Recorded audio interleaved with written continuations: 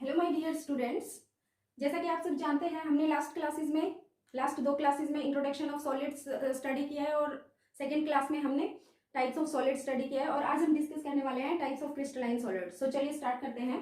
इसके लिए एक ट्रिक है। There are 4 types of crystalline solid, I, M, C, M। So I से बनता है, ये है आई एम क्लास मास्टर, या आप कोई और भी लाइन बना सकते हैं। I am CM, I am chief minister, आप कोई भी लाइन यहाँ पर जोड़ सकते हैं, अपनी तरफ से भी जोड़ सकते हैं। सो आई से आयनिक सॉलिड, एम से molecular solid. There are further 3 types of molecular solid, polar, non polar, polar और hydrogen bonded.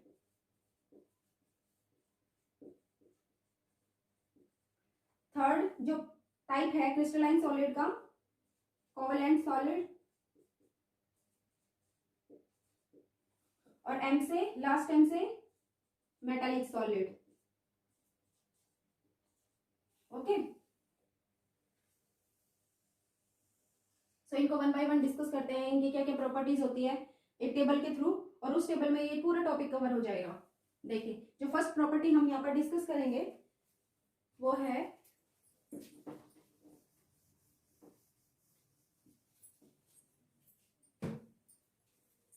Constituent particles.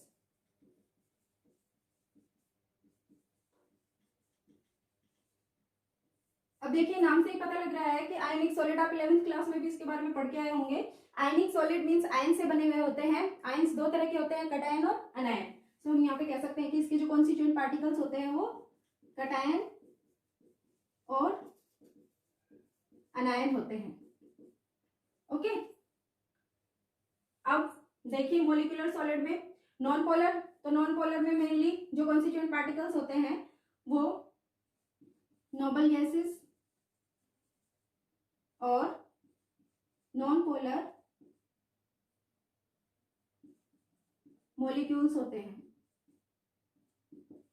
Polar में पोलर मॉलिक्यूल्स होते हैं और हाइड्रोजन बॉन्डेड में हाइड्रोजन linked with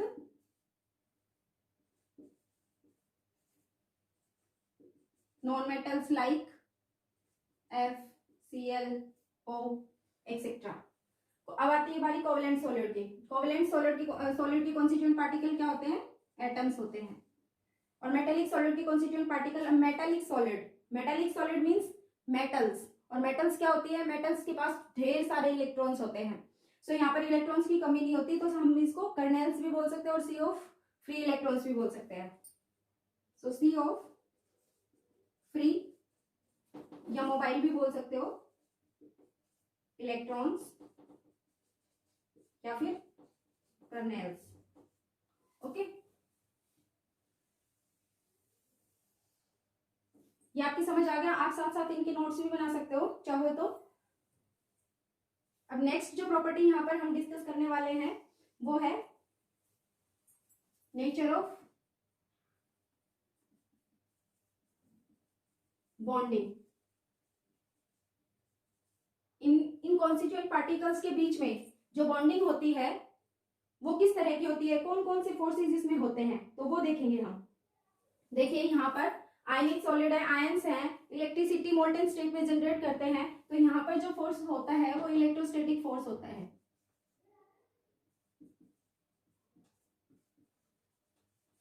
ठीक है, इसको कूलाम्बिक फोर्स भी कहते हैं। जबकि नॉन पोलर सॉल्वेंट्स में जो फोर्स ऑफ अट्रैक्शन होती है मॉलिक्यूल्स के कॉन्स्टिट्यूएंट पार्टिकल्स के बीच में, वो लंडन फोर्सेस होते हैं। ओके, और जो पोलर मॉलिक्यूल्स होते हैं उनके बीच में डिस्पर्जन फोर्स होता है। जबकि जो हाइड्रोजन बॉन्डेड मॉलिक्यूल्स होते हैं, नाम से ही पता लग रहा है, उनमें हाइड्रोजन बॉन्डिंग होती है।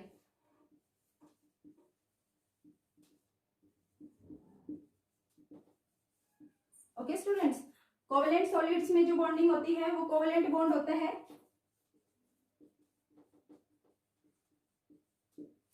मेटालिक सॉलिड में जो बॉन्डिंग होती है वो मेटालिक बॉन्ड होता है।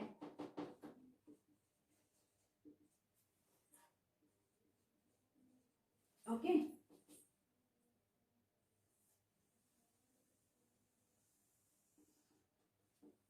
ये आप देख लीजिए एक बार, जो मैंने 2 पॉइंट्स इंपॉर्टेंट आपको बताए हैं, इसमें से काफी क्वेश्चंस अराइज होते हैं।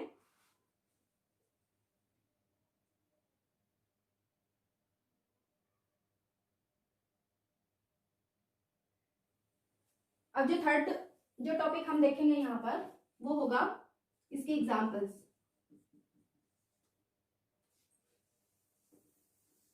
ये देखिए, आयनिक सॉलिड के एग्जाम्पल्स आप NaCl दे सकते हो, KCl दे सकते हो। ये जो है नॉन पोलर जो सॉलिड्स होते हैं इसमें आप ड्राई आइस दे सकते हो। ओके, पोलर सॉल्वेंट्स में आप आइस दे सकते हो, H2O दे सकते हो। हाइड्रोजन बॉन्डेड में HCl दे सकते हो। कोवेलेंट सॉलिड में और मेटालिक सॉलिड में जितनी भी मेटल्स हैं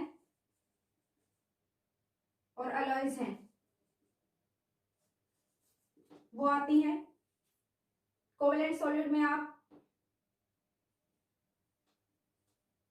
ये जो हाइड्रोजन बॉन्डिंग वाला है इसमें आप H2 दे सकते हैं, H2 का एग्जांपल दे सकते हैं, H2O का दे सकते हैं, आइस का दे सकते हैं, और कोवेलेंट सॉलिड में आप HCl दे सकते हैं।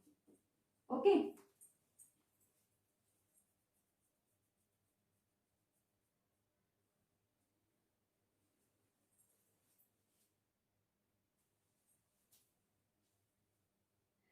जो पोलर सॉल्वेंट है इसमें आप HCl भी दे सकते हैं, CO2 भी दे सकते हैं, और जो कोवेलेंट सॉलिड्स हैं इसमें डायमंड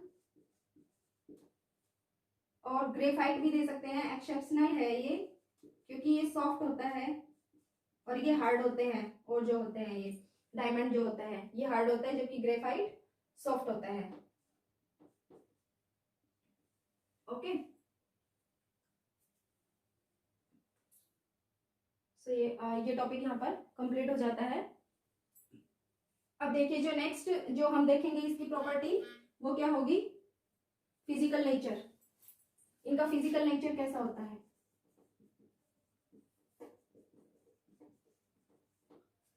जो आयनिक सॉलिड होते हैं बहुत ज्यादा हार्ड होते हैं, जो मॉलिक्यूलर सॉलिड होते हैं ये तीनों ही सॉफ्ट होते हैं।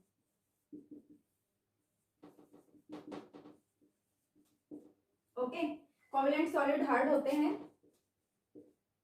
लेकिन जो ग्रेफाइट होता है ये सॉफ्ट होता है। मेटालिक सॉलिड हार्ड होते हैं सारे। ओके तो आप देख लीजिए एक बार कंप्लीट टेबल को। अभी 2 प्रॉपर्टीज और करेंगे हम इसकी, इलेक्ट्रिकल कंडक्टिविटी और मेल्टिंग पॉइंट।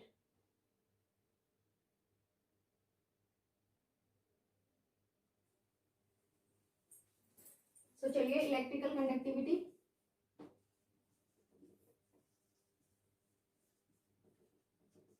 जो आयनिक सॉलिड्स होते हैं वो जब सॉलिड स्टेट में होते हैं तब वो इलेक्ट्रिसिटी कंडक्ट नहीं कर सकते, क्योंकि इलेक्ट्रिसिटी कंडक्शन के लिए मेन जो चीज होती है वो होते हैं आयंस, इलेक्ट्रॉन्स। लेकिन अगर आयनिक सॉलिड स्टेट में है तो उसमें आयंस फ्रीली मूव नहीं करते, जिसकी वजह से इलेक्ट्रिसिटी कंडक्ट नहीं होगी वहां पर। लेकिन अगर आयनिक सॉलिड्स को हम मोल्टन कर देते हैं, उनको मेल्ट कर देते हैं या फिर उसको एक्वस सॉल्यूशन में लेते हैं तो वहां पर इलेक्ट्रिसिटी कंडक्ट हो जाएगी। तो हम कह सकते हैं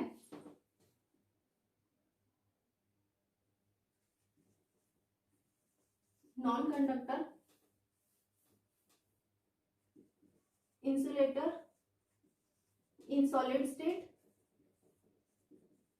but conductor in molten or aqueous solution। Okay जो मॉलिक्यूलर सॉलिड के तीनों पार्ट हैं, नॉन पोलर, पोलर और हाइड्रोजन बॉन्डिंग, ये तीनों ही इंसुलेटर होते हैं क्योंकि इनके पास फ्री इलेक्ट्रॉन्स नहीं होते।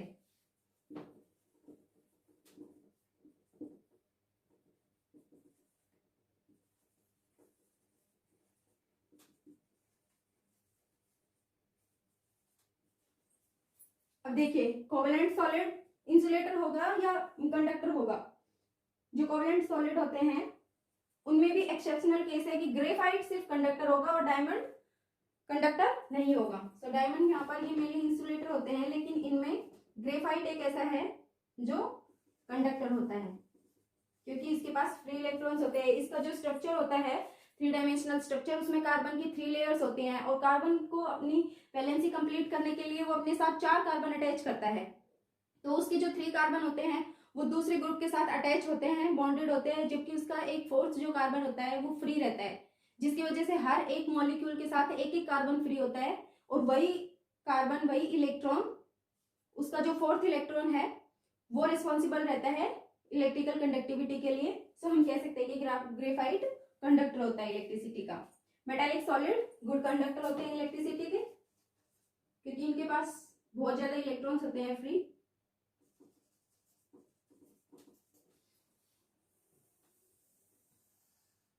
लास्ट में जो हम देखेंगे वो होगा इनका मेल्टिंग पॉइंट। देखिए आयनिक सॉलिड्स का जो मेल्टिंग पॉइंट होता है वो बहुत ज्यादा हाई होता है, क्योंकि इनके जो कॉन्स्टिट्यूएंट पार्टिकल्स होते हैं उनके बीच में फोर्स ऑफ इलेक्ट्रोस्टैटिक फोर्स होता है, जिसकी वजह से बहुत ज्यादा एनर्जी, थर्मल एनर्जी देनी पड़ती है। मॉलिक्यूलर सॉलिड होता है होते हैं उनका जो मेल्टिंग पॉइंट होता है वो लो होता है। कोवेलेंट सॉलिड्स का हाई होता है मेल्टिंग पॉइंट, और जो मेटालिक सॉलिड होते हैं इनका वेरी हाई होता है, क्योंकि इनके बीच में भी मेटालिक बॉन्ड होता है। ओके स्टूडेंट्स, सो यहाँ पर हमने इनकी 6 प्रॉपर्टीज डिस्कस की हैं टाइप्स ऑफ क्रिस्टलाइन सॉलिड की। तो 4 टाइप होते हैं, ionic solid, molecular solid, covalent solid और metallic solid. Okay, molecular solid को फर्दर हमने 3 टाइप्स में डिवाइड किया है, नॉन पोलर सॉलिड, पोलर और हाइड्रोजन बॉन्डेड। ओके स्टूडेंट्स, फिर हमने इसकी कॉन्स्टिट्यूएंट पार्टिकल्स डिस्कस किए हैं, किस तरह से अरेंजमेंट होती है। सेकेंडली हमने नेचर ऑफ बॉन्डिंग, उनके बीच में कैसा फोर्सेज होता है वो डिस्कस किया है। After that we discuss about their examples and further discuss about physical nature, then electrical conductivity और फिर melting point. So I think मैंने सब कुछ बता दिया इनके बारे में। और इनमें अगर आप और कुछ भी ऐड करना चाहते हैं मेटालिक सॉलिड में, तो मेटल्स की जितनी भी प्रॉपर्टी होती है वो सब यहाँ पर अप्लाई होती है, जैसे मेटल लस्टर होती है, डक्टाइल होती है, मेलेबल होती है, वो भी आप यहाँ पर ऐड कर सकते हैं।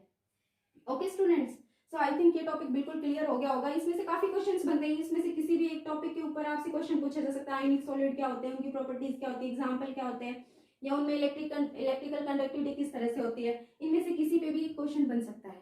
ठीक है, सो आई होप आपके टॉपिक बिल्कुल अच्छे से समझ आ गया होगा। Thank you students.